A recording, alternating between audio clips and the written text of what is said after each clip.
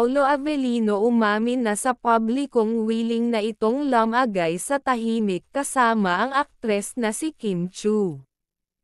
Kalat na ngayon sa Pilipinas ang balitang ipinagbubuntis ngayon ni Kim Chiu ang first baby nila ni Paolo Avellino. Gayon pa man ay ipinagpapatuloy parent nito ang kanyang trabaho dahil nais daw niyang makaipon para sa kanilang anak.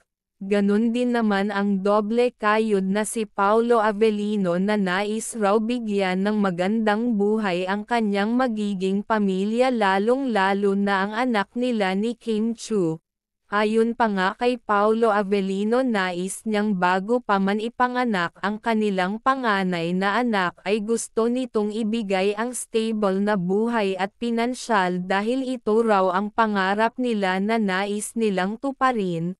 Dahil nga rito ay gusto na ring bigyan ni Paolo Avellino ng assurance ang aktres na si Kim Chiu para sa ipinagbubuntis nito dahil karamihan na din sa mga aktor at aktres ngayon ay naghihiwalay.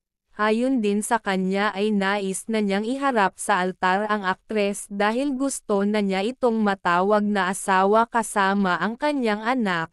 Napagdesisyonan nga ng aktor na hingin na ang kamay ni Kim Chiu na may approval ng magulang ng aktres at mga malalapit na tao sa aktres. Kasabwat ang magulang at mga malalapit na kaibigan ay naging successful ang nasabing proposal. Ngayon ay loud and proud ng mag-fiancé ang magkasintahan.